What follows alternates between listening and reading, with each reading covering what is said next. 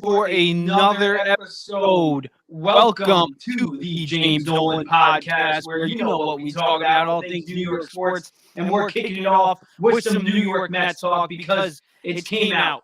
John Heyman of the New York Post reported that JD Martinez and the New York Mets potentially have mutual interests to sign. So, what does this mean? The Mets do need a DH. At least Mets fans think that. Now, Steve Cohen, on the other hand, he came out the other day and said that this Mets team is stacked. And that's another topic for later today that we're going to get into. But John Heyman, he comes out and says, yo, JD Martinez, he's interested in signing with the New York Mets.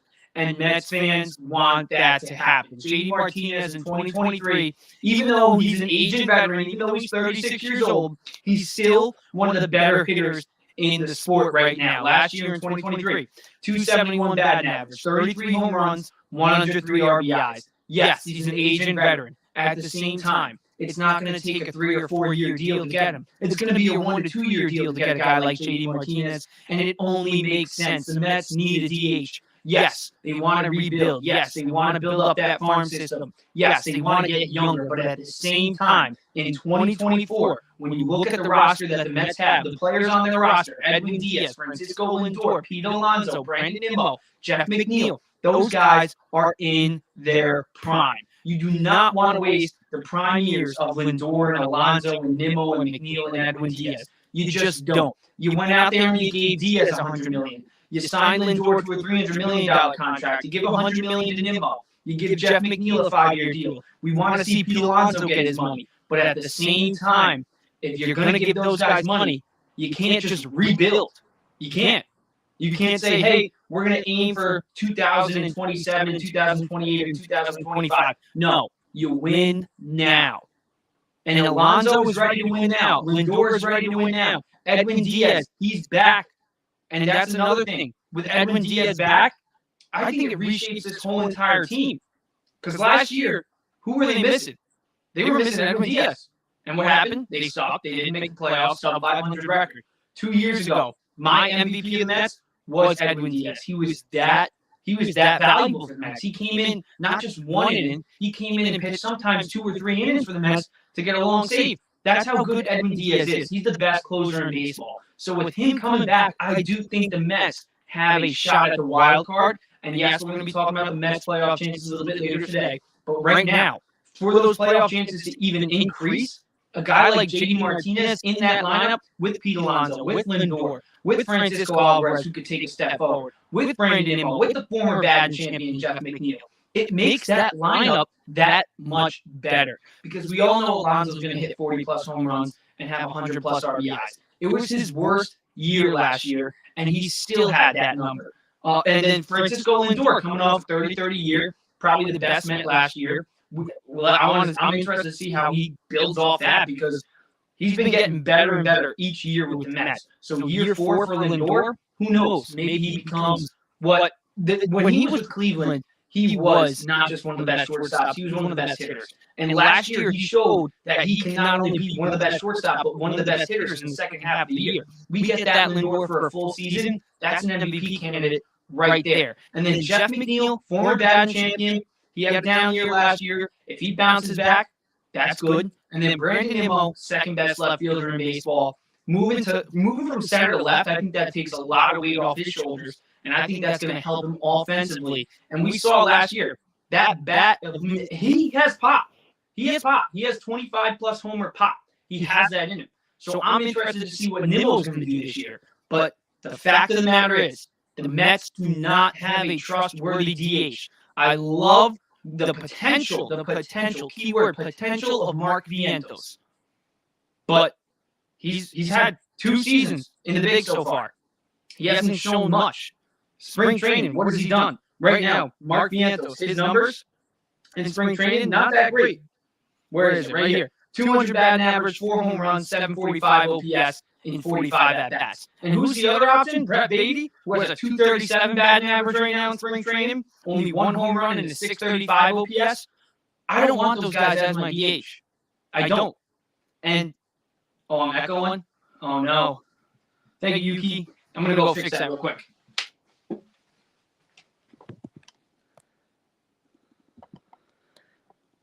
All right. Hopefully that helps. Hopefully I'm not echoing anymore. But the fact of the matter is, the Mets don't have a DH. They need a DH badly. Let's do this.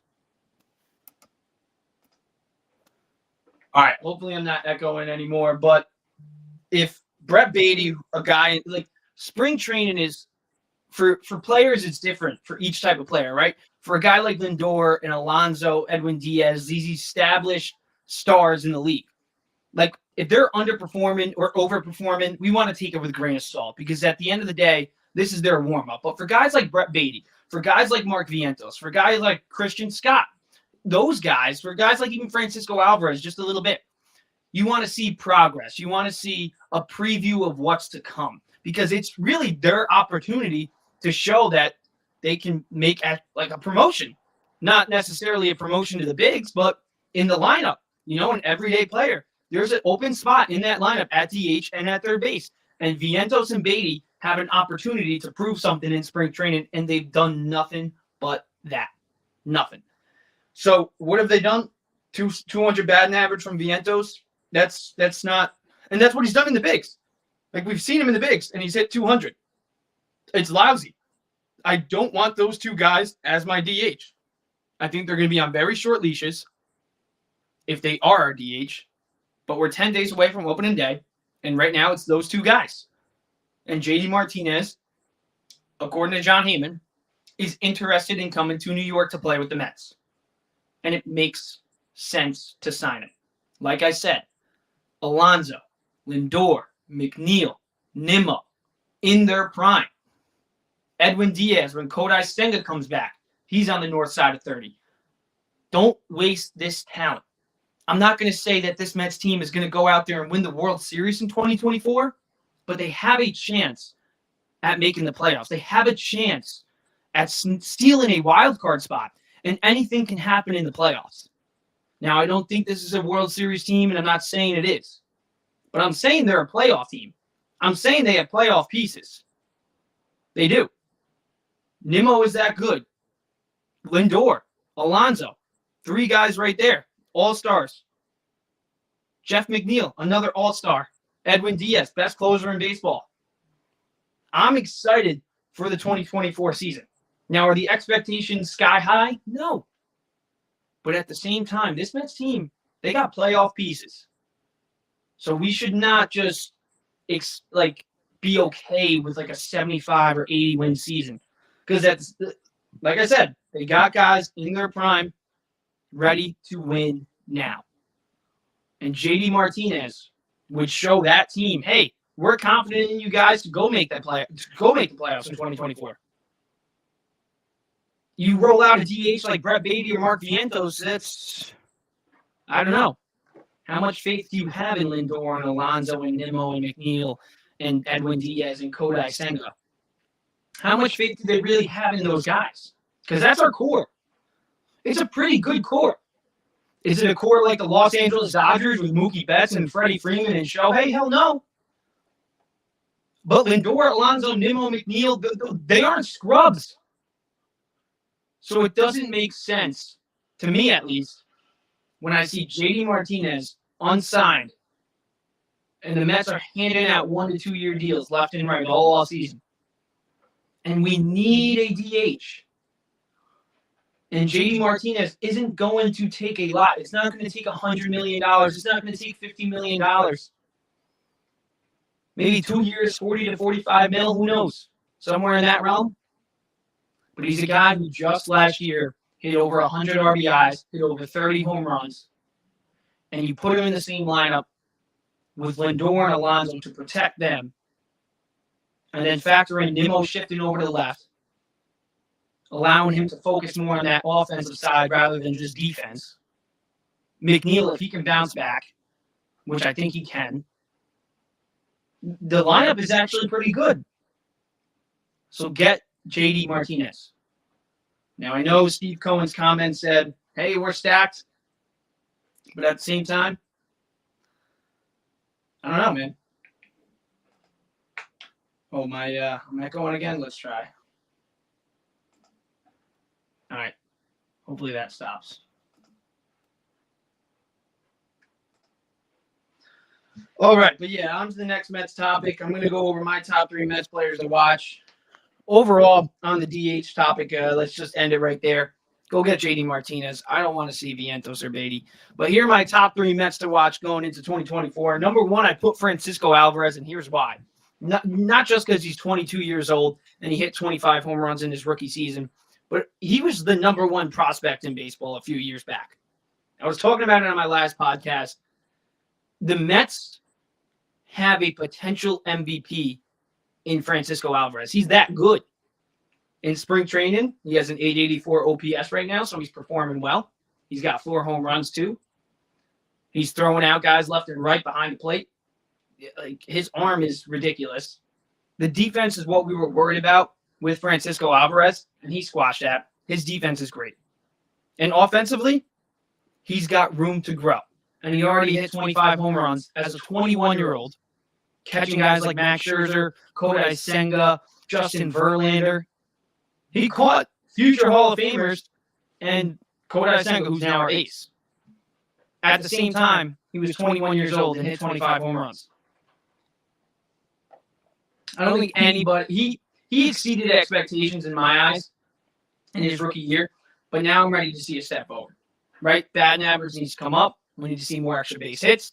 We need to see timely hitting. He did have timely hitting last year. I will say that. He was clutch in some very clutch moments, had a lot of walk-off home runs for us, especially in the middle of the year. He carried us for a few weeks. Francisco Alvarez actually carried the Mets offense. So, and that was from a 21-year-old. So, as he ages, I think he's going to become an MVP caliber player for the Mets. But this year, I'm looking at Alvarez because if he takes a step forward this year, and he shows consistency this year, then the Mets have a third guy in that lineup who can hit 30-plus home runs and record 100-plus RBIs. Because I think he can be better than Pete Alonso. I think he can be better than Francisco Lindor. And I don't think that's too crazy to say. He's got that pop. He does. And his work ethic, I mean, if you're a Mets fan and you know just the slightest bit about Alvarez, I mean, the fact that he's learning English like that, the fact that you see him working harder than almost any other Met at that young of an age, that gives you hope. And I know hope isn't a strategy, but at the same time, Francisco Alvarez was the number 1 prospect in baseball. So I think that hope is kind of realistic, at least for him. So he's definitely my number 1 Met to watch this year because, like I said, this isn't a World Series team. Are they a playoff team? Maybe. They got playoff pieces. Nimmo is a playoff piece. Alonso, Lindor, Diaz, Kodai Senga when he comes back, Jeff McNeil, Starlin Marte, if he can have a bounce back year. Those are playoff pieces. And if Francisco Alvarez takes a step forward, well, that's not just a playoff piece. That's an MVP caliber piece. He's that good. He can be that good. So I'm excited to see Francisco Alvarez for a full season. Even though last year was technically a full season for him, he didn't start the year in the bigs. This is the first year Francisco Alvarez starting the year in the bigs. So I'm hyped. I'm hyped. Big year for Francisco Alvarez coming up, hopefully. Edwin Diaz, number two. And obviously, everyone's going to have their eyes on Edwin Diaz and his return this year. Best closer in baseball is back. He only allowed 8 earned runs in 2022. 8.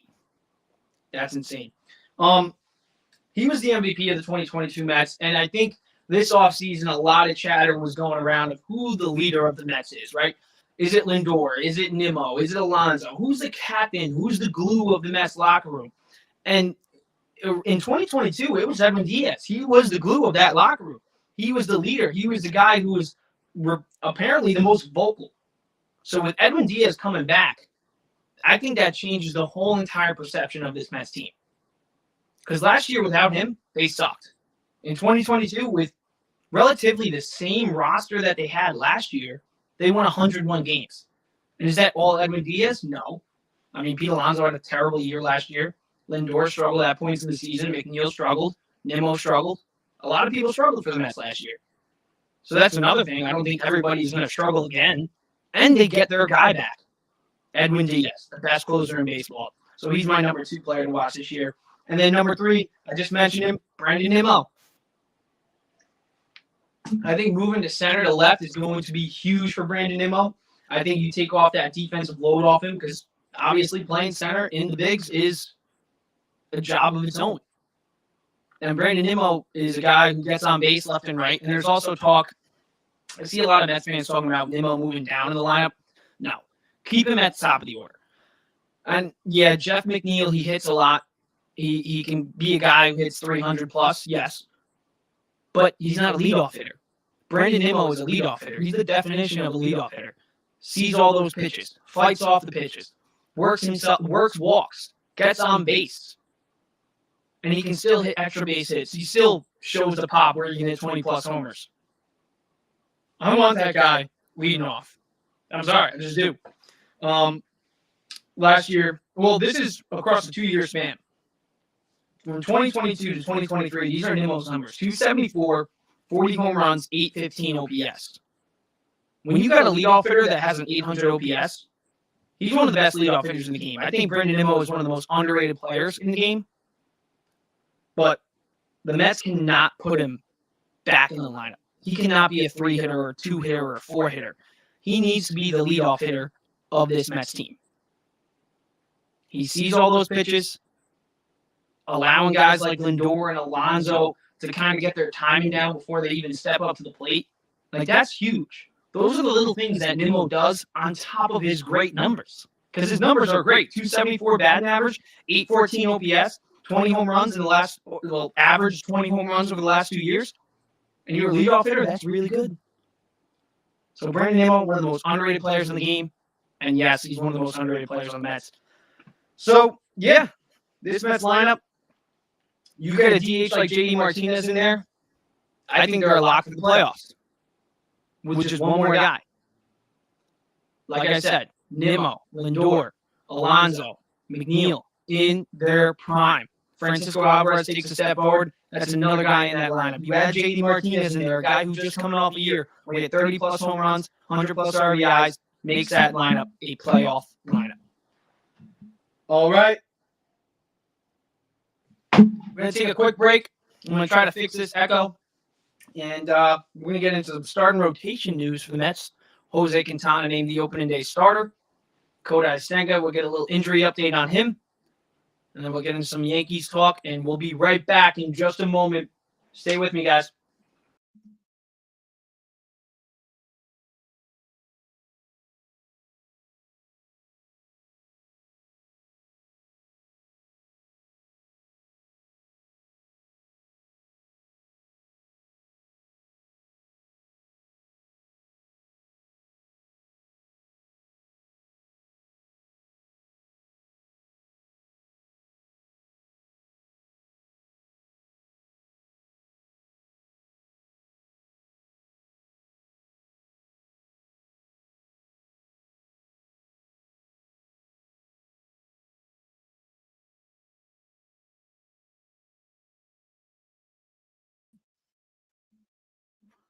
All right, we're back. All right, so let's get right back into this. Let's get back into some Mets talk. Jose Quintana named the opening day starter.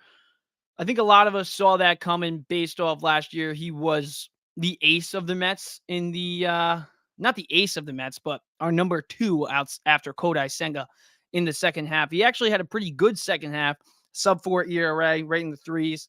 But at the end of the day, he missed half a year. So am I going to rely on Jose Quintana to be a stalemate in this Mets rotation this year? Hell no. Hell no. But at the same time, it's a good opening day starter. Not exciting, but it's good. At least, maybe he can give us something. But what I really want to talk about rotation-wise, even though Jose Quintana is not, a great story, it's not exciting like I just said. One guy who is exciting us Mets fans in spring training is Luis Severino. Luis Severino, only 9 innings of work in spring training so far, so nothing to look at and go crazy about. But at the same time, Severino was one of the best pitchers in the American League not too long ago. Last year, he sucked. Terrible, right? 6.65 ERA. He was terrible. But at the same time, injuries, right? Injuries. this year, if Severino can stay healthy, I think the Mets have a good pitcher on their hands. Is he going to be an ace like he once was with the Yankees? I don't know. I can't say he won't, but I'm not going to say he will. But at the same time, I'm going to say the Mets have something on their hands in Severino. Because what he has shown in spring training is he's throwing strikes. He's not walking guys. That was one of his biggest problems last year. He wasn't throwing strikes. You look at his walk rate last year, and even 2 years ago, it was terrible. It was terrible. Now, when he was the ace of the Yankee staff, what did he do well? He struck batters out. 8 strikeouts in 9 innings isn't amazing, but it's good. It's good. So Severino, I think the Mets do have something on their hands in him. So I'm excited about that. And Tyler McGill is another guy in this rotation who I'm looking forward to seeing because he added that little fork ball that he learned from Kodai Senga last year, and now he's bringing it to his arsenal actually on the field. So I'm excited to see that. And I'm also excited to see, a guy who was drafted by the Mets because he's really the only guy in this rotation who was drafted by the Mets. He's the only homegrown Mets pitcher right now. So Tyler McGill, I'm rooting for him on that end. And I'm also rooting for him because we've seen it before. In April when he started opening day in 2022, he was dominant. It was a short stretch, yes, but he showed it. He showed he can do it. He had like a 1.93 ERA in the month of April in 2022. We see now, I'm not going to say Tyler McGill is going to have a 1.93 ERA across the board in 2024, but I think he could be a surprise. I think he could come out here and give us something. So I'm excited to see McGill. I'm excited to see Severino. Adrian Hauser, he got beat up in his last start, but he also had 4 innings of really good work. Struck out 6 across 5 innings. He let up like a 3-run homer that gave him a 4 earned run across 5 innings in his last start in spring training. So, I'm not going to say Adrian Hauser is going to suck this year. But I'm not going to say he's going to be great for us. But this Mets rotation, it's interesting. It's filled with a bunch of question marks. And if these question marks turn into a check mark, meaning reliable, then I think this Mets team can make a wild card run. Because like I said, this lineup is what's going to be – that's what the Mets need. They need their lineup to take them to the playoffs. And they need the rotation to just be reliable. I think the bullpen is going to see a step forward with Edwin Diaz coming back. I think the bullpen is one of the more underrated parts of this Mets team. I think Drew Smith could be – Drew Smith is underrated. I'll say that right now. Drew Smith, I feel like us Mets fans, we expect a lot out of him. And he gives us sometimes good outings and sometimes bad outings. That's just what Drew Smith is. But we've also seen Drew Smith be a reliable reliever at points for the Mets. And I think with Edwin Diaz taking the load off the whole entire bullpen, I think maybe Drew Smith, we can see him return to form. So I think this bullpen is a plus for the Mets. And I think this lineup is a plus. Just the question mark is that starting rotation. But if Severino and Tyler McGill, if spring training, if we can take anything away from spring training out of those two guys, it's that hopefully they can be what they are being right now in spring training. Other guys like Quintana and Adrian Hauser and Sean Manaea, I'm not expecting anything out of them. But Tyler McGill and Luis Severino, I'm excited. I'm not going to predict anything wild, but I'm excited for those two guys. So we'll see what they can do for the Mets. Let's bounce to some Yankees talk. Garrett Cole, we're talking pitching. Let's talk some Garrett Cole. He's done for the year. I hate to be a negative Nancy, but something's going on with him. And the Yankees, they're clearly trying to avoid surgery. But even if he does avoid surgery, he's still going to be pitching hurt. And it sucks because this Yankees team, I've been talking about it all off season. This Yankees team, they're flying under the radar as World Series favorites. They're stacked. Juan Soto is hitting home run after home run in spring training, has over 1,000 OPS in spring training. Anthony Volpe, he's producing in spring training. Nestor Cortez getting the opening day start. Hopefully he can bounce back. Like, this Yankees team has World Series potential. When you got Soto and Judge in the same lineup, you can win a World Series. It's just that plain and simple. So I'm excited for this Yankees team. Now, without Garrett Cole, you lose basically, like, you go from the best rotation in baseball to middle of the pack. Because they potentially had the best rotation in baseball. As much as Carlos Rodon sucked last year, he's still a good pitcher. And he missed spring training last year. He missed the first half of last year. He pitched hurt. So was I shocked to see him suck? No. And he also did have some pretty good outings last year with the Yankees. And he had some terrible ones. But Rodon's still a good pitcher. Nestor Cortez is a good pitcher. And with Garrett Cole, like I said, they have maybe the best rotation in baseball. Now, without Garrett Cole, it's a big difference. Now, you see that they're interested in Michael Lorenzen. And is that exciting? No. But okay. Okay. It's something. I'd rather see them go get Jordan Montgomery or Blake Snell, because that would be a good replacement for Garrett Cole. And if he is healthy, imagine a rotation with Cole and Snell. Imagine a rotation with Cole and Montgomery. So I think they should go out there and get Blake Snell or Jordan Montgomery, not Michael Lorenzen. But it seems like they're in on Michael Lorenzen. It seems like he's the most likely candidate to be added to this rotation. And it's not exciting. I can't lie. It's not exciting. It doesn't put a nice taste in the Yankees fans' mouths. Like, it's just not. But Blake Snell and Jordan Montgomery do. All right, but yeah, Yankees they're in a little bit of an interesting spot right now. Because, like I said, best rotation in baseball with Garrett Cole. Without him, middle of the pack. But offensively, they're seeing some guys produce. Juan Soto, yes, he's one of them. But I want to talk about one guy who Yankees fans are really starting to get excited about, and that's a guy who hit 2 home runs in the showcase game yesterday with the prospects, Spencer Jones. Spencer Jones is tearing it up in spring training right now. Just like Soto, he has over 1,000 OPS. And yes, it's spring training, but like I said earlier on in the pod, spring training is different for everybody. For veterans, you take it with a grain of salt. If they suck, you take it with a grain of salt. If they're exploding, you take it with a grain of salt. Because at the end of the day, it's spring training. But for young guys, when they're facing big league products and they produce, it's exciting to see. And Spencer Jones is doing just that. And he's a guy who, the Yankees, they didn't want to trade him for Corbin Burns. They didn't want to trade him for Dylan Cease. They really like this guy, Spencer Jones.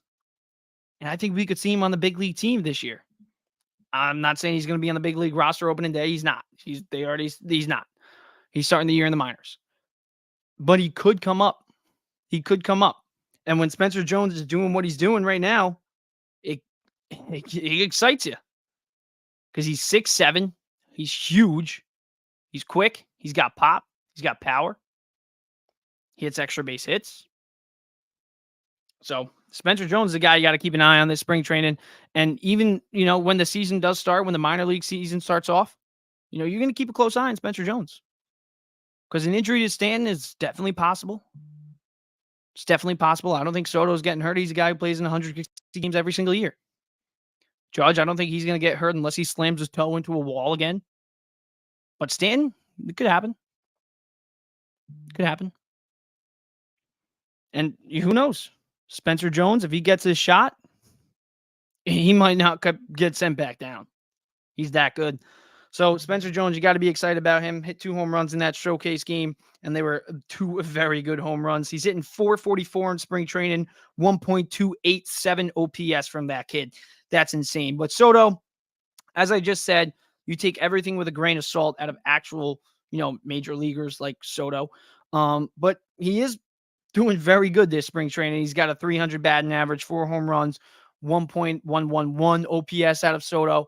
And yes, you take it with a grain of salt, but at the same time, Juan Soto in a Yankees uniform, and I'm saying this as a Mets fan, the Yankees are due for a big year.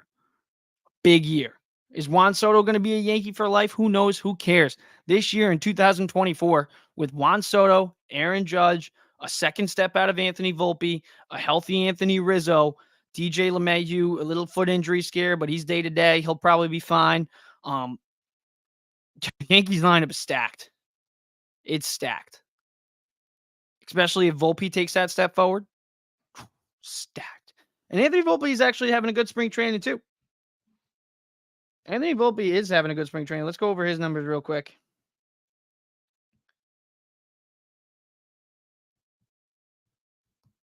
A lot of Anthony's on this Yankees team. Yeah, Volpe, he's got an on-base percentage of .415. His batting average in spring training right now, .368. His OPS well over 900 so far. And in his most recent game against the Toronto Blue Jays on March 16th, he went 2 for 4 with a double. Hit a double against the Boston Red Sox on March 13th. He doesn't have a single home run. I think that's pretty interesting. Volpe doesn't have a single home run all spring training, but his batting average is up. He's hitting more extra base hits. His on-base percentage is up. So if Volpe has a little bit less pop in the bat, but he's also getting on base more, he's hitting more extra base hits, that's what you want. Because you got the power in the lineup from Soto and Judge and Rizzo and Stanton, as much as, Stanton and Rizzo, as much as some Yankees fans may hate them, they still got pop.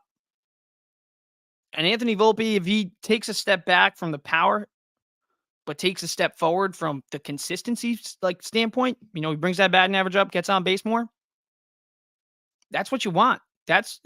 He could be your leadoff hitter. He could be the guy that gets on base for Soto and Judge to drive him in, because he's a dangerous threat on the base paths.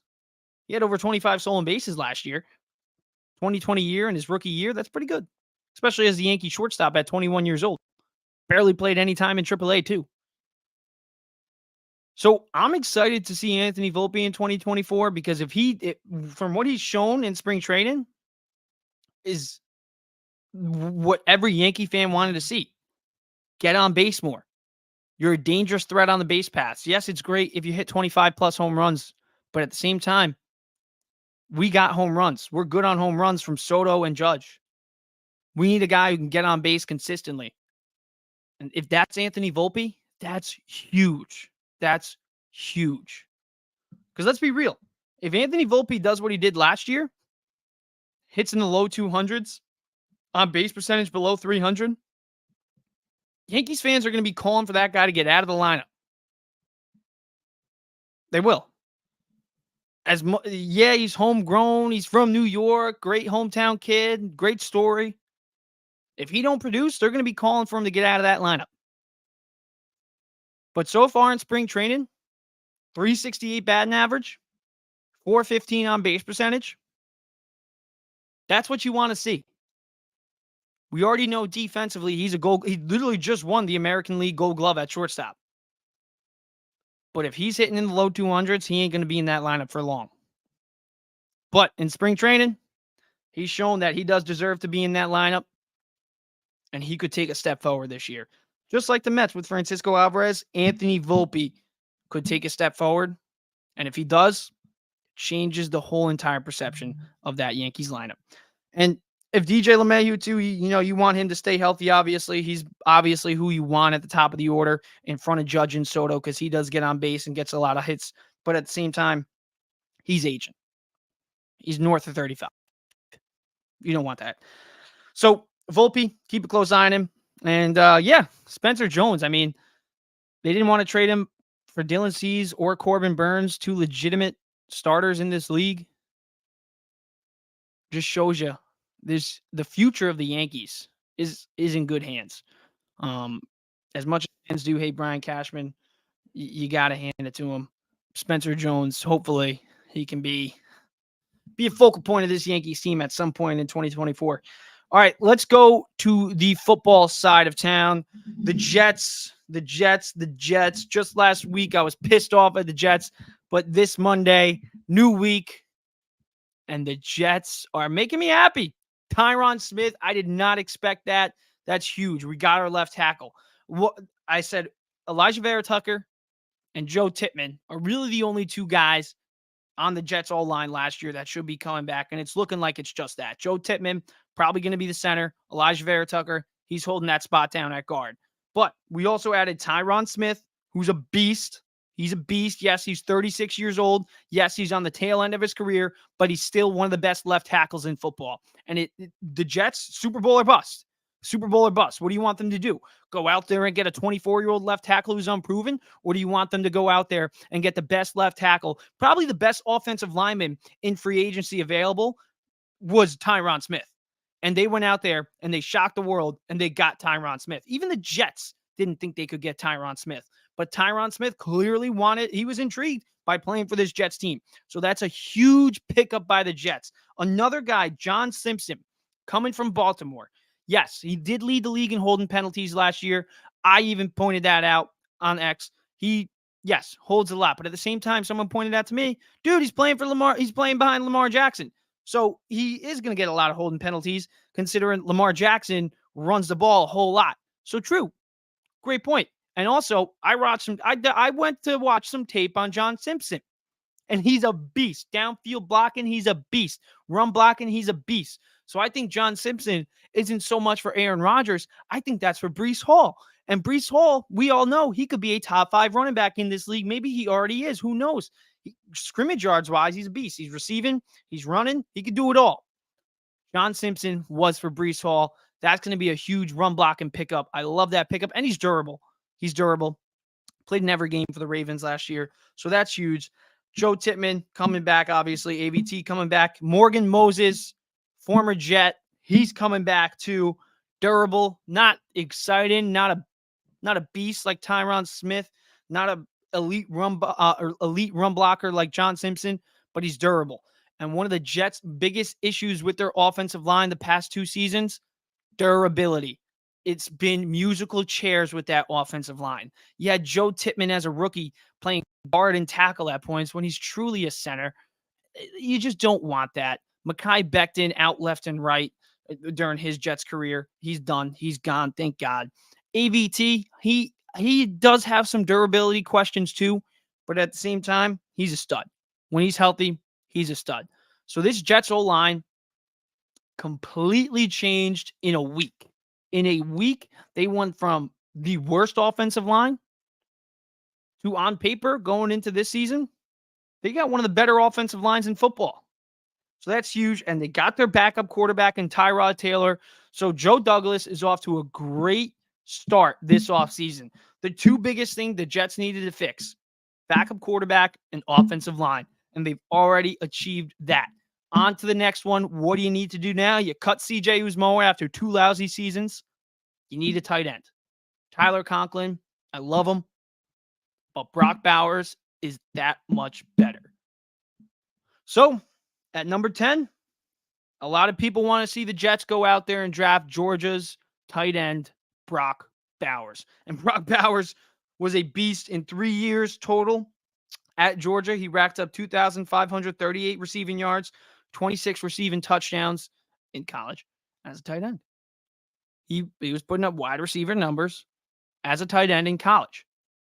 And we don't see the tight ends utilized as much. Now we're seeing tight ends utilized a lot more in the NCAA. But when you're putting up those numbers as a tight end in the NCAA, it shows me that you're going to be a beast in the NFL. At least that's what I think. So Brock Bowers, what he showed us at Georgia, if he can do that in the NFL, he's going to be a beast. And if he's there at number 10, the Jets need to take Brock Bowers. They need a tight end. They just cut CJ Uzomah. Signs are leading me to believe that the Jets are going to get a tight end at number 10. And if Brock Bowers is available, he is the one to get. He's the one to get. Brock Bowers, Garrett Wilson, Breece Hall with this offensive line. You got Xavier Gibson still. I still would like to see us get an actual wide receiver 2 or maybe even another wide receiver 1. Mike Williams is a guy that the Jets are meeting with this week. He's a guy who had 1,000+ yards twice with the LA Chargers. Last year, he only played in 3 games, but you know, he would still be a good addition to this team wide receiver wise. But we need another tight end. We do need another tight end, especially after cutting CJ Uzomah. And if Brock Bowers is available at 10 in the draft, Jets need to do that. But we need another wide receiver. We're in on Mike Williams. Tyler Boyd, is he still available? Yeah, so Jets got options at wide receiver. I don't think they're going to get Devontae Adams. I think that's out of the question.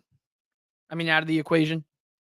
But Mike Williams, he would be a good pickup. You wouldn't expect him to be the number one, and I don't think we need a number one. We got Garrett Wilson. I think Garrett Wilson is on. I can't believe I'm saying this, but Garrett Wilson is underrated. At least not by Jets fans, but by the rest of the league. I think he's underrated. He is a wide receiver one. So I would love another wide receiver one for the Jets, but at the same time, we already have one. We don't need Mike Williams. We don't. I don't think, we really need a receiver as much as Jets fans might think we do. We got Wilson. We got Xavier Gibson, who I think is another underrated piece. Go out there and get another wide receiver, yes, but we don't need a top guy. We don't. So, Jets offseason, off to a good start. Like I said, two big needs going into the offseason. Offensive line and backup quarterback. They got Tyrod Taylor. They got Tyron Smith. They got John Simpson. They got Morgan Moses. This is good. This is a good start. And if they go out there and they get a tight end at 10, and that tight end is Brock Bowers, then going into next season, we're going to feel very, very good, even if we do lose Aaron Rodgers in 4 plays again, because Tyrod Taylor is a good backup quarterback, and that's huge. And Aaron Rodgers is running for VP. What? Who knows? If this guy does actually accept that little nomination, which apparently is coming soon, oh my God. That guy, you know what? As I'll say right now, Aaron Rodgers is out of his goddamn mind, but he's still damn good at football. So with all the hoopla outside of the Jets building revolving around Aaron Rodgers, as long as he's putting up MVP play on the field next year, he can do whatever the hell he wants. He can run for VP. He could run for president. He could do whatever the hell he wants. As long as he goes out there and he brings the Jets a Super Bowl, I'll be happy. But that's what pisses me off. Why are you the one? Why is Aaron Rodgers the one on the Pat McAfee show saying, we got to keep the non-football noise out of the building? And then why is it coming out that you are running for VP? What is this? You're going to islands to take drugs and you're running for vice president. Like, even if you do love your country that much, you're the Jets quarterback. Did you come here to win a Super Bowl, or did you come here to get your name in the paper? You got to pick one. Gotta pick one. So Aaron Rodgers is starting to piss me off a bit. And honestly, even without Aaron Rodgers, I still think this Jets team has a shot at getting to the playoffs and making a Super Bowl run. They're that good. Their defense is that good. C.J. Mosley just got a 2-year deal extension with the Jets. We all thought maybe potentially he would be a guy that could be a cap cut. But the Jets obviously value their captain, their defensive captain. He's a beast. They're bringing him back. That's a huge plus. Makes Jets fans happy because we all love C.J. Mosley. We all know how good of a player he is. He's locked in. And I think he's the leader of this Jets team. So it was a must bringing him back. Aaron Rodgers, he's showing me he ain't the leader. He ain't. So I'm a little worried. I won't lie. I'm a little worried. I think Aaron Rodgers could be using the Jets. But at the same time, I think the Jets are starting to realize just that he could be using them. And then even without Aaron Rodgers, they're still pretty good. They still got Breece Hall. They still got Garrett Wilson. They go out there and they not only get an offensive line for Aaron Rodgers, but a guy like John Simpson, that's for Breece Hall. That's for Breece Hall. Because Breece Hall is one of the top running backs in the league. Garrett Wilson has top 10 wide receiver potential. Their defense, I mean, we all saw it last year, forcing multiple turnovers against guys like Patrick Mahomes, Josh Allen, Jalen Hurts. They got that good of a defense. So Clearly, Aaron Rodgers isn't as bought in as the Jets fans are because he's out there worrying about running for vice president rather than bringing this city a Super Bowl like he said he would. But at the same time, we don't need him because even without Aaron Rodgers, Tyron Smith, John Simpson, Morgan Moses, those are good pickups. Tyrod Taylor, that's a good pickup. Joe Douglas, and he's getting rid of. He already got rid of Randall Cobb, trying to get rid of Alan Lazard. Maybe they're getting ready for Aaron Rodgers to actually be uncommittal. He clearly seems like he's not committed. So, yeah, interesting. He's an interesting man. He used to be a bad man, but now Aaron Rodgers is just an interesting man. Who knows? All right, let's talk some Giants. Giants, they're making moves. Brian Burns, trade for him. They make a good trade with the Carolina Panthers. They get Brian Burns, and now their defensive line is loaded. I mean, if Olajari can stay healthy, I mean, you're looking at a line of Olajari, Brian Burns, Dexter Lawrence, and Kayvon Thibodeau. That's elite. That's elite. And they right after they trade for him, they go out there and they give him 5 years, $150 million. That's huge. And then Bobby Okereke, he's a beast. Deonte Banks, he could be a top 10 cornerback pretty soon. This Giants defense is really good. They got a defense. They got a playoff defense. We're all talking about the Giants and how they did suck last year. Quite frankly, the Giants sucked. But going into this year, you look at that defense on paper, that's a playoff defense. The New York Giants have a playoff defense. Now, what do they have on offense? They have Daniel Jones. They have Devin Singletary. They have, in my opinion, 2 wide receiver 2s in Jalen Hyatt and Wan'Dale Robinson. I do like those guys. They don't have an offensive line, so they need to do that. They need to figure that out. Their offensive line still sucks. Let's be real. They need to figure that out, and they need to figure out what they're going to do at quarterback. And rumors are starting to circulate. I thought it was Jaden Daniels who they're going to be big on because I thought Jaden Daniels made sense for a guy like Brian Daboll. I compared him a lot to Josh Allen. He's got the size like Josh Allen. He's got a cannon. He's not afraid to use his legs. He's not afraid to take hits. He doesn't turn the ball over a lot. He had 40 touchdowns, only like 4 interceptions. But now it seems like the Giants are very high on Michigan quarterback, the former national champion, reigning national champion, J.J. McCarthy. And, yeah, I don't know.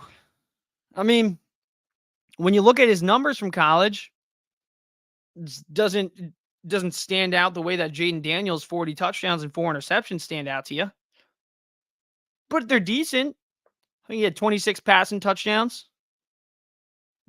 Less than 10 interceptions. Okay. Won a national championship. Okay. So he is a good quarterback. He does deserve to get a shot in the NFL. And the Giants might take him. The Giants are apparently very high on J.J. McCarthy. I have no clue why. Because I'm not high on J.J. McCarthy. But then again, I'm sitting right here streaming a podcast on Twitter and YouTube. I'm not a Giants scout or an NFL scout. So I can't say that J.J. McCarthy wouldn't be a good selection for the Giants. Because like I said, I'm sitting here, not there. So if the Giants draft J.J. McCarthy, it's clear they're done with Daniel Jones. It's clear. And also, they met with Russell Wilson. They guaranteed him no playing time.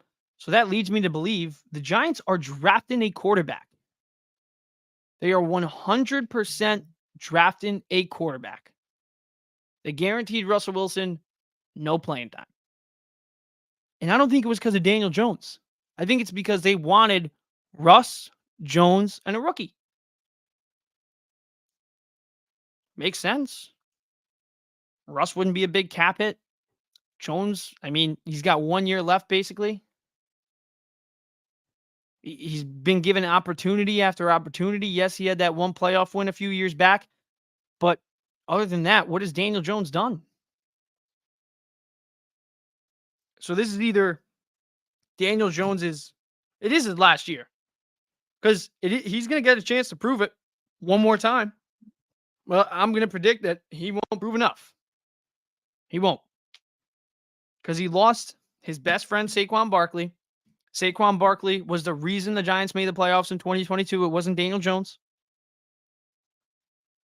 So, yeah, Giants, they're going to draft a quarterback, and if it's J.J. McCarthy, then so be it. Because the Giants, Daniel Jones era is over. It is over. They were trying to get Russell Wilson. The only reason Russ didn't come was because they didn't guarantee him a spot on the field. The Giants are done with Daniel Jones. Finally. All right. I'm going to wrap up in just us after this one last segment. The New York Knicks are back.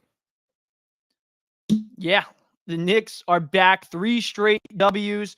OG Anunoby's out tonight versus the Golden State Warriors. I want to beat the Warriors. Even though the Warriors aren't the old Warriors, they still have our number, especially this year. This season, they beat us in their most recent outing against the Warriors.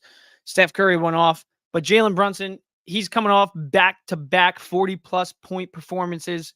This guy's an MVP candidate. I don't want to hear anything else. If I had an MVP vote, obviously I'd be biased and vote Jalen Brunson, but I think a lot of people can make a case for Jalen Brunson winning the MVP this year. And I'll make an easy one right now. You take Jalen Brunson off the Knicks, they're sub 500. Right there. Without Jalen Brunson, this Knicks team sucks. I mean, tonight you take Jalen Brunson off this team, I'd say they lose by 50 to the Warriors. And they got good players. Dante DiVincenzo is good. Josh Hart is good. Isaiah Hartenstein is good. Precious Achiuwa, he's good. But you take Jalen Brunson off this team, whoo, they suck. Even if Julius Randle and OG Anunoby were healthy, the Knicks aren't the 4 seed right now without Jalen Brunson. Jalen Brunson is easily a top 3 MVP candidate. You look on the sports books, he's nowhere near the top 3. But I think as the season goes on and on, we're in March right now. We got about a month and a half left. We're going to see Brunson climb that ladder. Because the past 2 games, when he scores 40-plus points and he's averaging 27.5 throughout the whole entire year, I don't know how you can't. He's an MVP candidate. There's no other way to put it. So tonight we need that MVP candidate. Tonight we need Jalen Brunson because there's no OG Anunoby, and the Knicks do need this win. Because right now we're 40-27, 13 games above 500. We got to stay in that 4 seed. We need home court advantage for the first round of the playoffs. If we want to at least get to the second round, they need that home court advantage. And we need this win tonight. We do.